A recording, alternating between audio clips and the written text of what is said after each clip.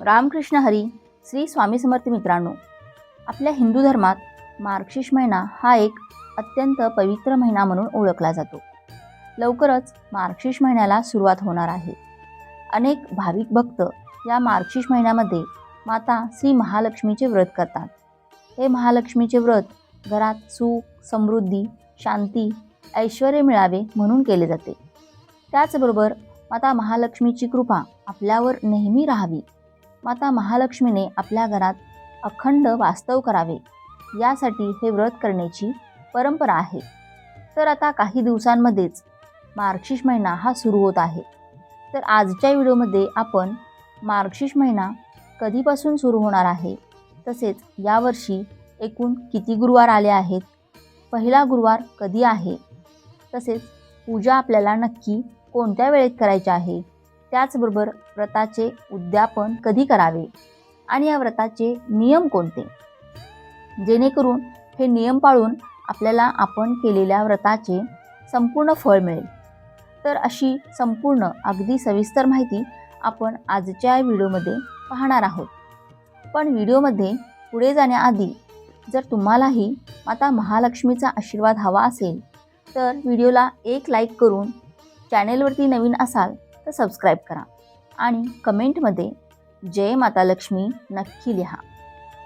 श्रावण महिन्याप्रमाणेच मार्गशीर्ष महिना अत्यंत पवित्र समजला जातो, कारण या महिन्यात साक्षात माता महालक्ष्मी आपल्या घरामध्ये विराजमान होत असते आणि ही लक्ष्मी आपल्या घरामध्ये कायम टिकून राहावी, पैसा, सुख, समृद्धी, शांती, समाधान घरात सदैव राहावे म्हणून अनेक जण मार्गशीर्ष गुरुवारचे व्रत अत्यंत मनोभावे करतात.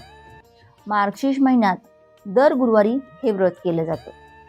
तर यंदा मार्गशीर्ष महिन्याची सुरुवात सोमवार दिनांक 2 डिसेंबर 2024 रोजी होत आहे आणि या महिन्याची सांगता सोमवार दिनांक 30 डिसेंबर 2024 रोजी होत आहे. तर मार्गशीर्ष महिन्यामध्ये एखाद्या वर्षी 4 गुरुवार असतात तर एखाद्या वर्षी 5 गुरुवार असतात. यावर्षी मात्र मार्गशीर्ष महिन्यामध्ये एकूण 4 गुरुवार असणार आहेत. या महिन्यातील पहिला गुरुवार 5 डिसेंबर 2024 रोजी असणार आहे आणि दुसरा गुरुवार 12 डिसेंबर 2024 रोजी असणार आहे. तिसरा गुरुवार हा 19 डिसेंबर 2024 रोजी आणि चौथा गुरुवार हा 26 डिसेंबर 2024 रोजी असणार आहे.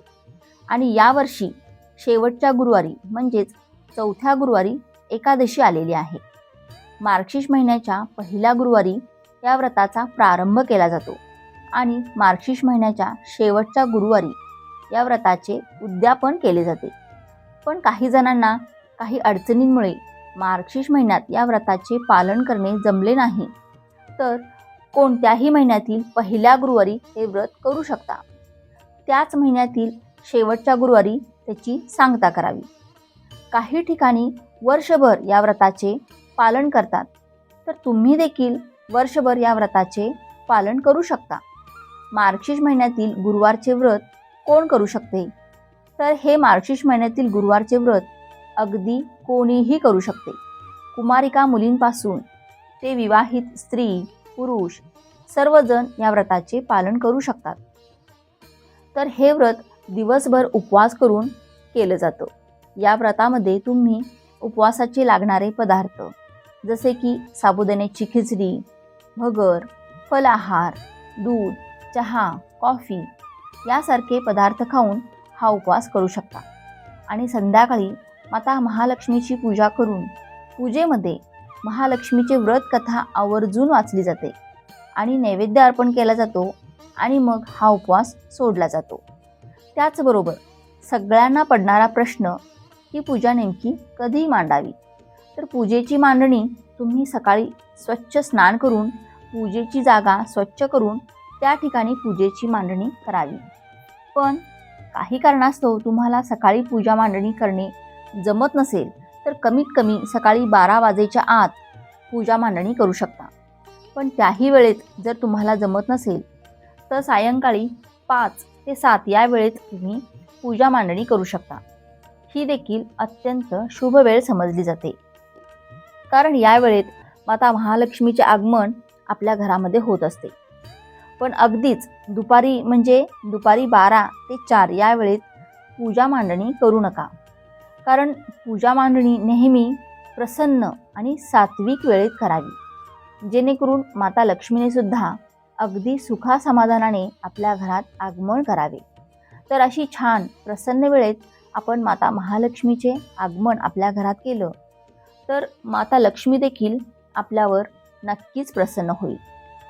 आता आपण या व्रताचे काही छोटे छोटे नियम देखील जाणून घेऊ.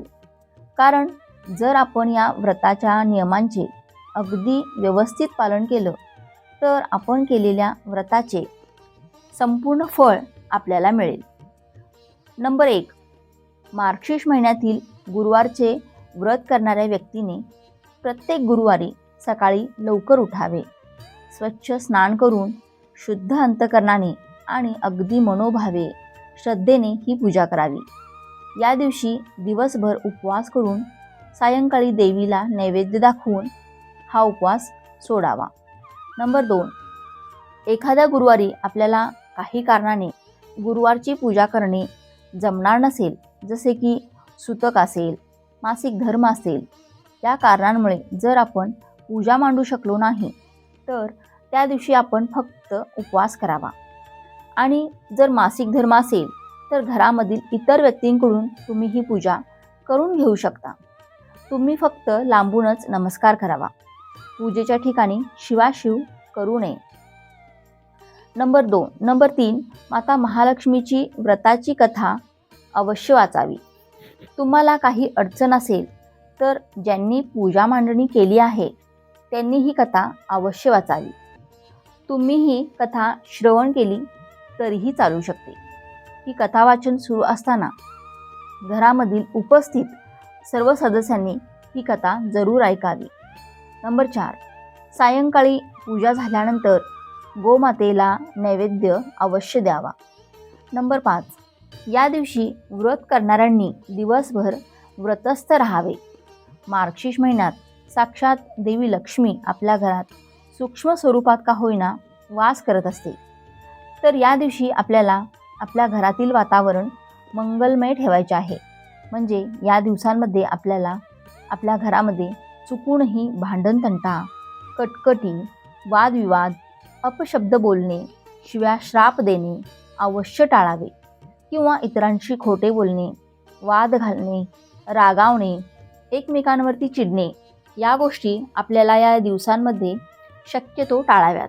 कारण मार्गशीर्ष महिन्यातील गुरुवारचे व्रत हे साक्षात महालक्ष्मीने आपल्या घरात सुख समृद्धी, शांती, समाधानाने घरात वास्तव करावे यासाठी केले जाते. आणि जर आपल्या घरातील वातावरण मंगलमय, प्रसन्न नसेल तर माता महालक्ष्मी आपल्या घरात कशी काय वास्तव करू शकेल? त्यामुळे या नियमांचे अवश्य पालन करावे.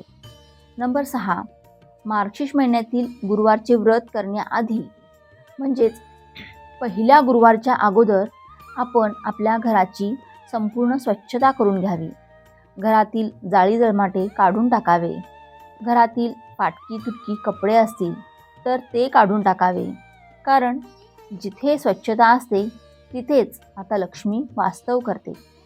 नंबर 7, मार्गशीर्ष महिन्यातील गुरुवार अत्यंत पवित्र आणि सात्विक असतात. त्यामुळे या दिवसांमध्ये आपल्याला जास्तीत जास्त व्रतस्थ राहून देवीची पूजा आणि सेवा करावी. तसेच या दिवशी आपल्या दारामध्ये कोणीही गाय, कुत्रा, मांजर किंवा कोणी एखादा भिक्षुक आला तर त्यांना आपण तसेच रिकाम्या हाताने जाऊ न देता त्यांना थोडे तरी काहीतरी खायला जरूर द्यावे. किंवा थोडे धान्य तरी त्यांना नक्की द्यावे. किंवा एखादी सुहासिनी महिला आली असेल, कुमारिका आली असेल तर त्यांनासुद्धा काही ना काही नक्की द्यावे. मग एखादे फळसुद्धा तुम्ही देऊ शकता. दूध, चहा, पाणी किंवा किमान हातावर थोडीशी साखर तरी अवश्य द्यावी. कारण या दिवसांमध्ये देवी सर्वत्र वास करत असते आणि देवी कोणत्या रूपात आपल्या घरामध्ये येईल हे सांगता येत नाही. त्यामुळे या मार्गशीर्ष महिन्यातील गुरुवारी आपल्याला कोणालाही रिकाम्या हाताने पाठवायचे नाही. सुहासीन महिला असेल तर तिला हळदी कुंकू अवश्य लावावे आणि तिचे तोंड गोड करून आपण तिला नमस्कार अवश्य करावा. नंबर 8. तसेच या मार्गशीर्ष गुरुवारच्या दिवशी दाढी, केस, नखे कापू नयेत. नंबर 9. उद्यापनाच्या दिवशी म्हणजेच शेवटच्या गुरुवारी पहिल्या 3 गुरुवारप्रमाणेच पूजा करावी. माता महालक्ष्मीची कथा वाचावी, आरती करावी, 7 सुहासिनींना किंवा 7 कुमारिकांना बोलावून हळदी कुंकू आणि प्रत्येकीला एखादे फळ देऊन माता महालक्ष्मीच्या व्रताच्या कथेची एक प्रत नक्की द्यावी. आणि जर शक्य झाले तर ब्राह्मणाला शिधा, वस्त्र, दक्षिणा देऊन नमस्कार करावा व त्यानंतर घरातील सर्व सदस्यांनी भोजन करावे. नंबर 10. आणि ज्याप्रमाणे आपण श्रावण महिना पाळतो अगदी त्याप्रमाणेच आपल्याला या दिवसांमध्ये आपल्या घरामध्ये मांसाहार करणे पूर्णपणे टाळायचे आहे.